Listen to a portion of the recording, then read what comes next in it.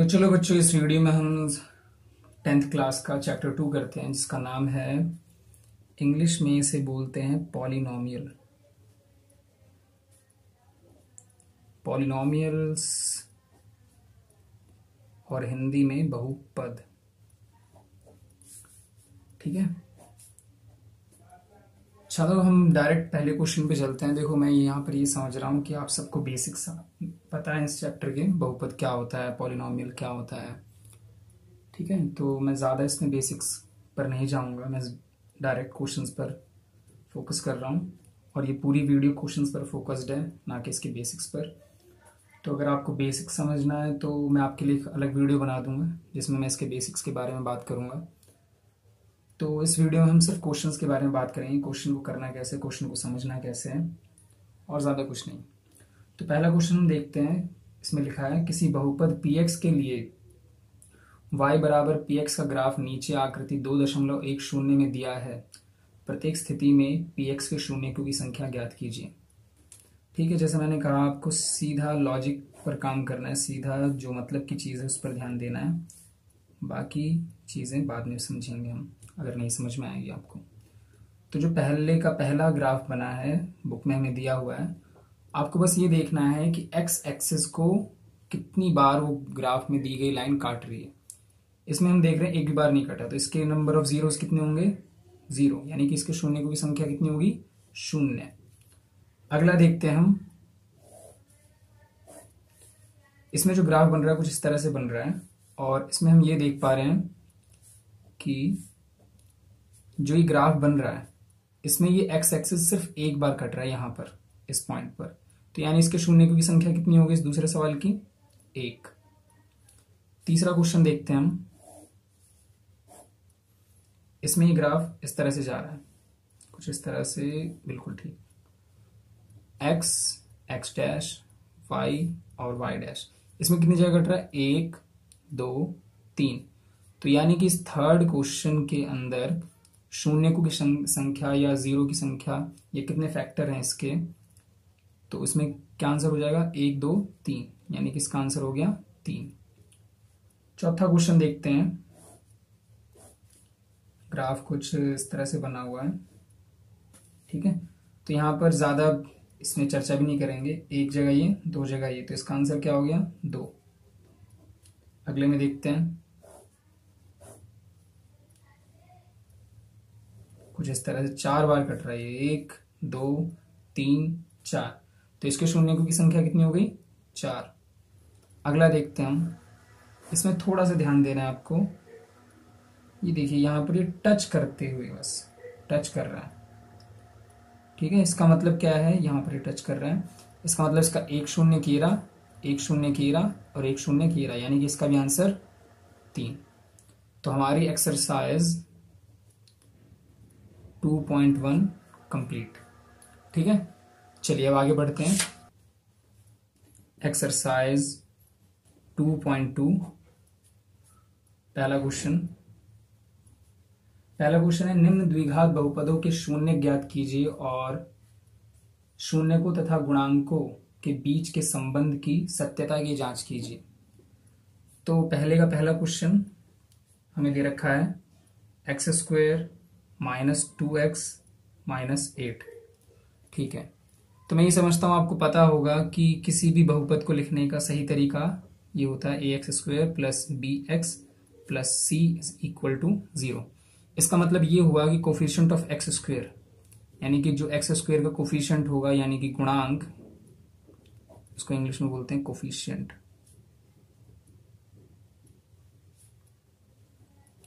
x² का जो कोफिशिएंट होगा वो क्या होगा, a, और x का गुणांक, सॉरी ये x है सिर्फ, ठीक है, x का गुणांक जो होगा, कोफिशिएंट ऑफ x, वो क्या होगा हमारा, b।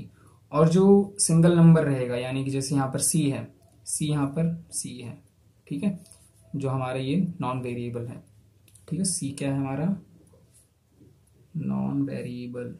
जो नॉन वेरिएबल सिंगल नंबर होगा वो हमारा क्या होगा, c। ठीक है, तो यहाँ पर a क्या है, यहाँ पर x² के साथ क्या गुणा हो रहा है, a = 1, क्योंकि x² के साथ कुछ भी गुणा नहीं हो रहा है, यानी कि 1 गुणा हो रहा है।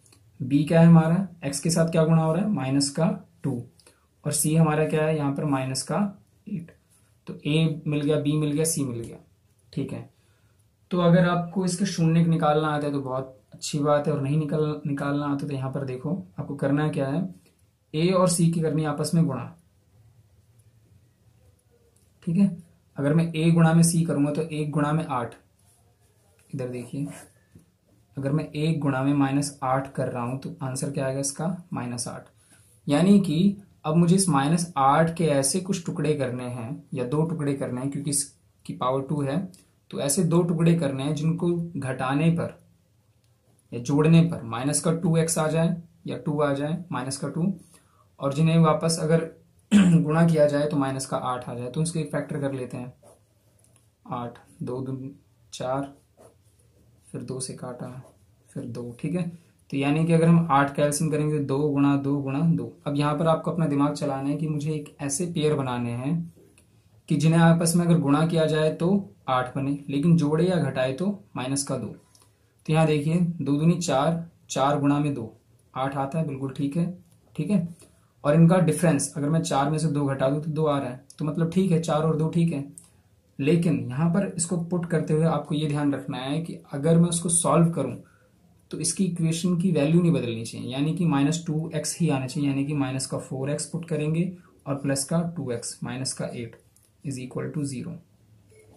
ऐसा क्यों करते हैं हम, क्योंकि देखिए अगर मैं इसको सॉल्व करूं तो वापस मुझे -2x मिल जाएगा, यानी कि मैंने कोई गलती नहीं की है, मैंने बस इसका रूप बदला है, इसको लिखने का तरीका बदला है। अब आपको क्या करना है इसके बाद, अब आपको पहले जो दो पद दिए हुए हैं या 2 टर्म्स दी हुई हैं उसमें से कॉमन निकालना है, मैक्सिमम कॉमन, जितना आप मैक्सिमम निकाल सकते हैं। तो देखिए इसमें भी x है। अच्छा, यहाँ पर मैं आपको समझा देता हूँ जिसको नहीं समझ में आ रहा। एक्स स्क्वेयर के अगर हम फैक्टर करें तो हमें क्या मिलेगा, x इंटू में x, यानी कि एक x मिल गया, और -4x में अगर हम फैक्टर करें तो क्या मिलेगा हमें, -4 इंटू में x। तो यानी कि दोनों में x तो कॉमन है ही, तो हम इसको बाहर निकाल लेते हैं, एक x बच गया और इधर से बच गया -4। ठीक है, अच्छा अगर आप सवाल सही कर रहे हैं तो आपको अंदाजा भी हो जाएगा, आपको समझ में भी आने लगेगा कि बिल्कुल एक कॉमन ब्रैकेट यहाँ पर भी बाहर आएगी। अब इसमें से निकालते हैं हम कॉमन, जो मैक्सिमम कॉमन है निकालते हैं। तो 2x में क्या क्या है, 2 इंटू में x, और -8 में क्या क्या क्या फैक्टर है, 2 और 4, माइनस किसी में भी लगा दो, इसमें लगा देते हैं हम। ठीक है, तो -2 और 4, तो मैक्सिमम कॉमन क्या है, 2, क्या कॉमन है 2, तो माइनस हम इधर डाल देते हैं इसको। तो हमने प्लस का 2 कॉमन निकाल लिया। अच्छा, 2 कॉमन निकाले तो इधर क्या बच गया x, और इधर क्या बच गया -4 इज इक्वल टू 0। अच्छा देखिए, x-4, अब इन दोनों में से हम x-4 कॉमन ले लेते हैं, तो इधर क्या बच गया x, और ये बच गया प्लस का 2 इज इक्वल टू 0। अब हमें क्या करना है इसके शून्य निकालने के लिए, कि लगभग हमारा काम हो ही गया लेकिन थोड़ा सा और रहता है।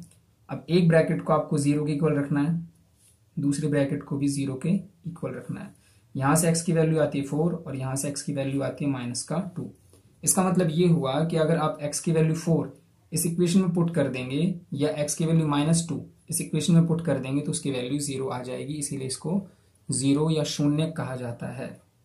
ठीक है, चलिए अब आगे बढ़ते हैं।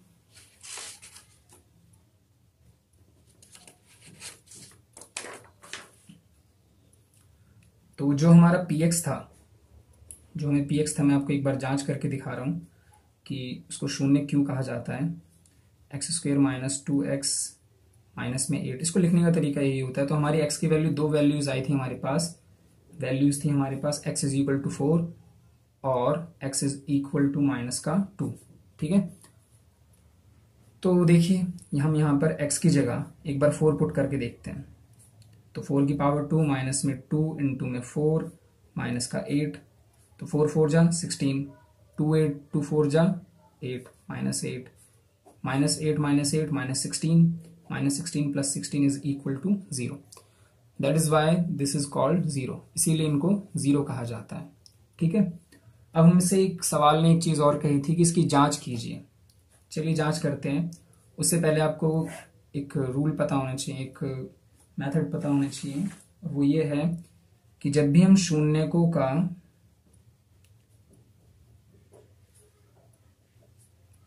का योग निकालते हैं, शून्यकों का योग मतलब इन दोनों का प्लस, यानी कि 4 plus minus 2 is equal to कितना हो जाएगा, 4 plus minus 2 is equal to 2। इसका एक फॉर्मूला होता है जो हमें इस बुक में दिया हुआ है, एनसीईआरटी की बुक में, वो है माइनस बी बाय ए। ठीक है, इसको चलो चेक करते हैं। ठीक है, तो माइनस बी हम मैंने आपको क्या बताया था पीछे कि ये बी है हमारा -2, लेकिन यहाँ पर पहले से ही माइनस है, यहाँ फॉर्मूले में माइनस है, तो माइनस माइनस आपस में प्लस हो जाएगा, तो यानी कि 2 और बाय ए हमारा क्या है 1, यानी कि 2 बाय 1 यानी कि 2, ये भी सेम और ये भी सेम। ठीक है, तो इसका मतलब हमने जो शून्य निकाले वो ठीक है, लेकिन हम इसका जरा गुणनफल भी चेक कर लेते हैं। तो शून्यकों का गुणनफल, तो उसका फॉर्मूला होता है सी बाय ए। इस बार हम डायरेक्ट फॉर्मूले से पुट करते हैं, तो सी क्या है हमारा -8 और ए कितना है हमारा 1, तो यानी कि -8। अब जरा चेक कर लेते हैं, 4 इंटू में -2, इसका भी रिजल्ट -8। तो यानी कि हमारे जो शून्य निकले हैं, हमारे जो फैक्टर्स निकले, हमारे जो जीरोस निकले हैं बिल्कुल सही हैं। ठीक है, इसी तरह से इसका दूसरा, तीसरा, चौथा, पांचवा और छठा क्वेश्चन भी करेंगे। तो डायरेक्ट अब आगे चलते हैं।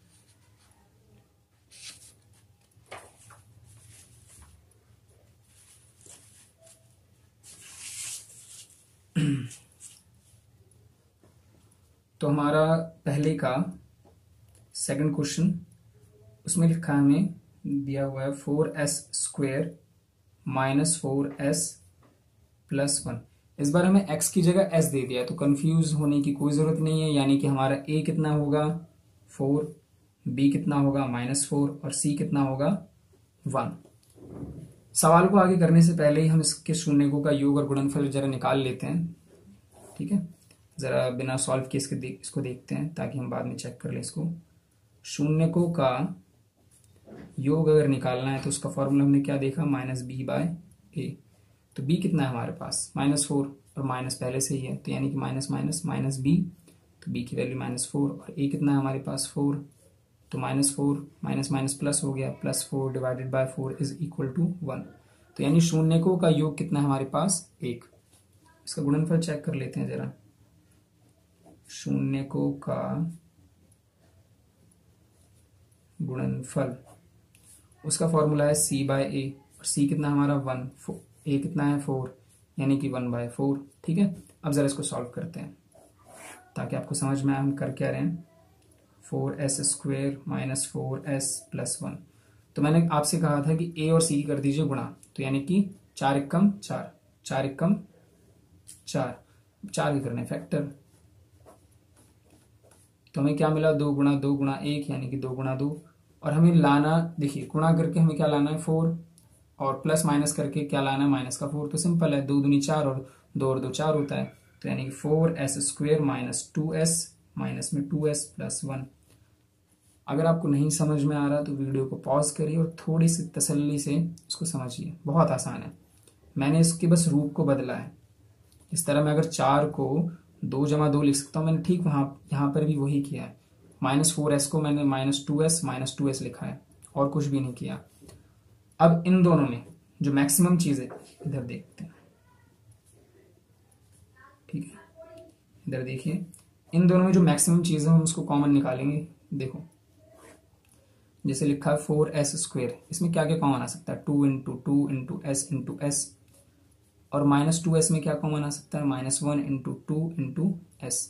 तो यहाँ पर देखिए एक s एक s, एक 2 एक 2, तो 2s हमें कॉमन मिल सकता है आराम से, तो हम 2s को कॉमन निकाल लेते हैं।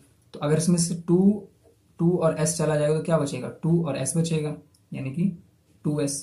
और इसमें से अगर 2 और s चला जाएगा तो क्या बचेगा, सिर्फ माइनस का 1। ठीक है, ठीक इसी तरह से ब्रैकेट देखो आपको यहाँ पर भी दिख रही है, बस निशान उल्टे हैं, ये माइनस का ये प्लस का, ये प्लस का ये माइनस का, यानी कि -1 कॉमन निकालना है।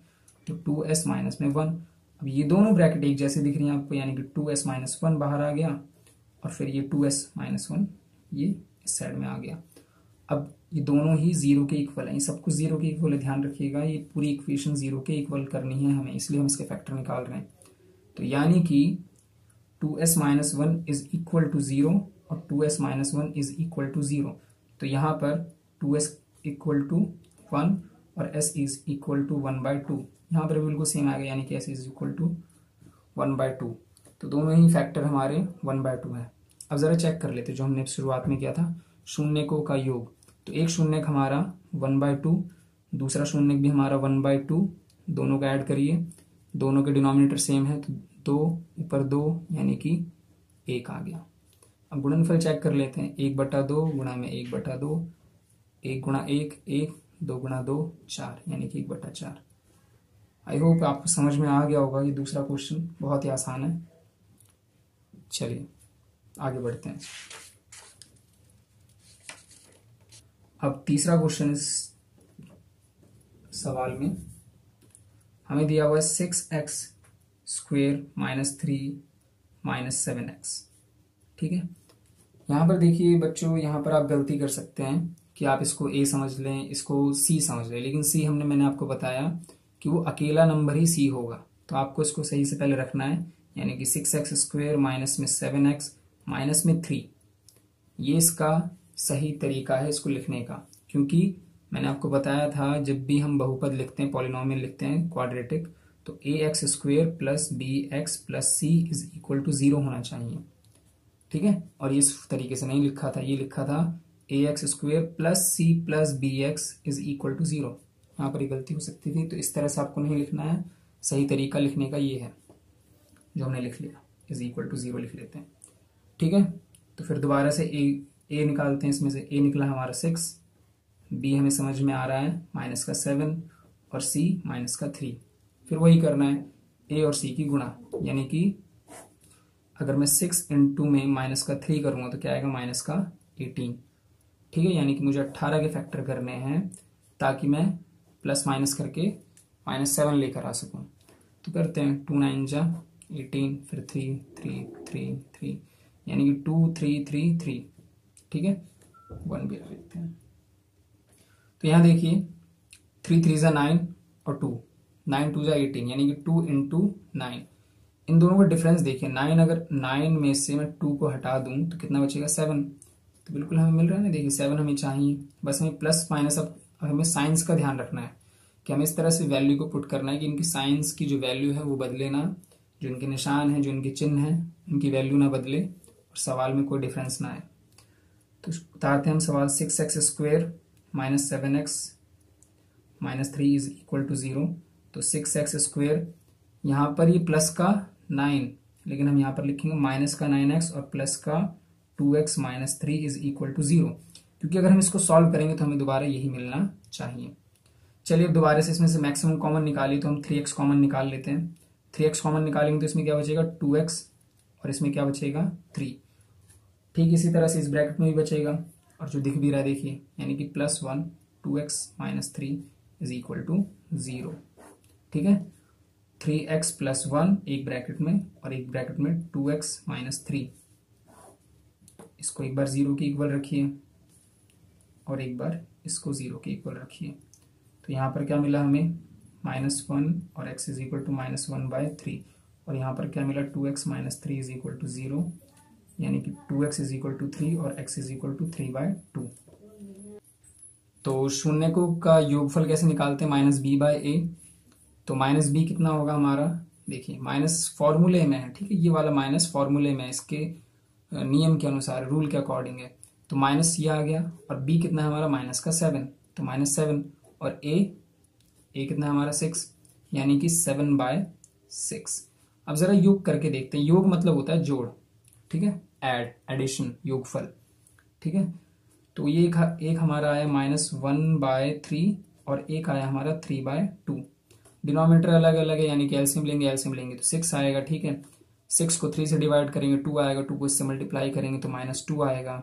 ठीक है, 6 को 2 से डिवाइड करेंगे तो आएगा 3, 3 को 3 से मल्टीप्लाई करेंगे तो 9, 9 और -2 का डिफरेंस 7/6 हो गया। ठीक है, अगला एक और चेक कर लेते हैं, शून्यकों का गुणनफल। तो हमने चेक करने के लिए हमें पता है c/a, तो c कितना है हमारा, -3, a कितना है हमारा 6, सॉल्व करते हैं इसको, -1/2।